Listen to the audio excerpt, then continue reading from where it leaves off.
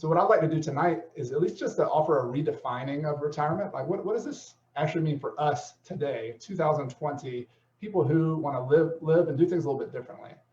And so this is a beautiful art graphic that I drew a while back that explains a little bit about my idea of retirement. And think about it like a mountain climb. So you're, wherever you are, and I just got to say up front, like, everybody starts at different levels. We each have different obstacles to even get to where we are today. So there's no judgment.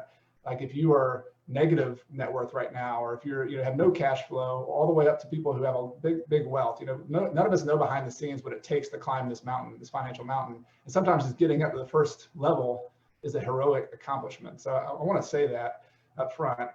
But along the way, it's nice to have some milestones. And maybe at the top of the mountain is something called financial independence, where I'm gonna give you some numbers about what that might, some formulas on how you might be able to measure that. But it's where your money is pretty much taken care of. It's paying for your bills. You're not having to work and go to a job. But there's a lot of things in between there. For example, the very bottom of the mountain, what about just getting to self-sufficiency? Just getting out of the zone where, originally maybe you're just having to work really hard to pay your bills. Maybe you dug yourself a hole and you have a lot of debt. All of us at some point, unless we had a trust fund land in our lap, so most of us out there had to just get to a level where we have some financial oxygen, where we fund, where we paid off our personal debt, where we're paying our bills. And I think, like, if you're there and if you're working on that, like, give yourself a pat on the back, because that is my point here, is that is a path. That's a level to financial independence. That's an accomplishment in and of itself that some people will never get. And so if that's a milestone along the way. There's also other milestones, though, that I've tried to make as goals for myself. One of those is this yellow flag here called a mini retirement.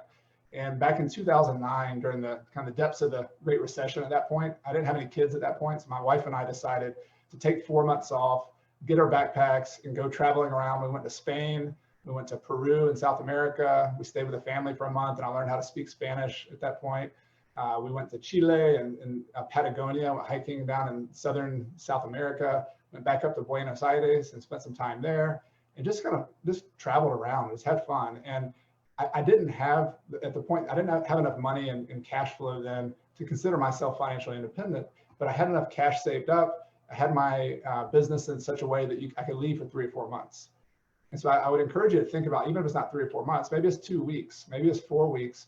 Every once in a while along this climb, it might take you 10, 20 years to get to the point where you really want to be financially at the top of the mountain. So why not take some breaks, press pause every once in a while. And it was really hard for me to do that as somebody who loves to grow and buy properties and do all this, but just to step back a little bit, and every once in a while, take it easy, relax. And it was actually very helpful for me in my business to do that, to step away, to take a break. So mini retirements are another milestone there. Semi-retirement is another one that, what if you have a job right now that you really dislike? It makes $100,000 per year, but you just don't like getting up in the morning. Like, why not? What if you got halfway to your financial independence goal? Like, what if you made $40,000 or $50,000 a year from your rental properties, and it's not enough to replace your salary? Maybe it's not as much as you'd like, but what if you could go work part-time or work at a job being a teacher or something else that makes less money, but you really love it, you're passionate about it? And so that's the idea of semi-retirement, that you don't have to, the more money you make and the further you get up this mountain, the more options you have, the more flexibility you have to make shifts, to tell the people who are currently kind of forcing you into a job situation that, what, I think I'm going to do it a little bit differently. And if I like to come in on these days of the week, I like to work these hours, I don't want to do that. And if they don't like it, you've got options. You can go do something else. And then, so early retirement's another one here, and then traditional retirement and financial independence. So just want to give you kind of a zoomed out picture there of what some of my milestones have been, my goals along the way to this idea of retirement. Here's some pictures of me in South America with my kids up in there's a big national park outside of Cuenca that we would go into and hang out. These are my girls. They kind of stand out there with the blonde hair, but this is at their school, and they're doing a little play or some kind of something there. So had lots of good friends and had a lot of fun meeting all them. This is our view of the town at the center of Cuenca, these cathedrals, and this is our apartment. We did a lot of walking around, and I played basketball, pick up basketball every Saturday morning, here's my amigos that I used to play with on the weekends, and had a good time. So pick up basketball is my thing. I love playing. I've been going through withdrawal in the last 3 months that I have not been able to play pickup basketball. I know that's a very big on the importance level and everything, but I haven't been able to do that. I also wrote a book while I was down there in South America. And the other point I want to make about retirement is you can still work. Like I still have rental properties. I still have fun putting deals together. And at some points, like when I was in Ecuador, I worked for an hour to 3 hours per week on my real estate business. Some weeks it was just me paying bills. Some weeks I had to talk to my property managers more. But then other times it kind of goes in waves. We built a house when I got back, and I built a rental house. And so I was out there paying attention to what's going on. And so you can go in waves, ups and downs of how much time you spend. But if you like working, which a lot of us do, we're all like kind of go-getter entrepreneurs, you can still do that. But the difference is you don't have to. Retirement for me means you have options. You can turn it on and off.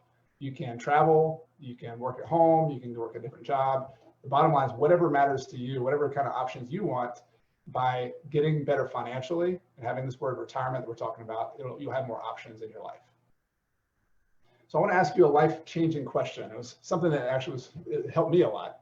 And it has to do with what your why is. So think about this question. Maybe if you have time to think about it and brainstorm on it later, you can take some notes. But the question is this: if money were no object, if money were not an issue, what would you do differently than what you're doing right now? So it requires you to kind of think about what you're doing right now, what your life is like. I know we're all in quarantines at the moment, so maybe that's not a great comparison. But what do you do in a normal situation, and what do you want to change about that?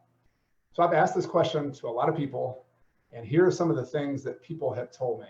They've said things like, I want to sleep more. I want to be impractical. For those who have kids, they want to raise their own kids.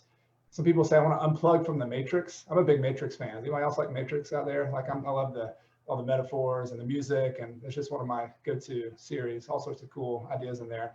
But unplugging from the Matrix, getting out of the kind of the rat race, exploring more, planting a garden, excuse me, escaping the 9-to-5 treadmill, eating healthier, stop selling out for money, slow down a little bit, listen, exercise, volunteer, take a deep breath, do work that you love as opposed to work that just makes you a bunch of money.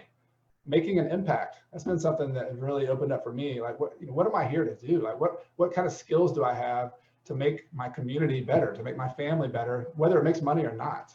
And that's one thing that I'm really passionate about. I think there's a lot of people out there that I can teach real estate investing to. If you can get a property or two, and there's teachers out there who aren't teaching. There's people who need to be starting a nonprofit and working in the community who aren't doing that. There's people who should be going into ministry who just doesn't make much money. So all of these things in my kind of umbrella mission of what I try to do with my book and my blog and everything else is that I think we should all be doing more of what matters. That's the common theme here, is that these are the things that matter to us. And there's so many unique things that matter. That's what makes fun, the human race interest things, that we all have like so many things that matter to us, and we're all different. But the common theme is that all of you are here to learn about real estate investing, and real estate investing can help you start doing more of what matters.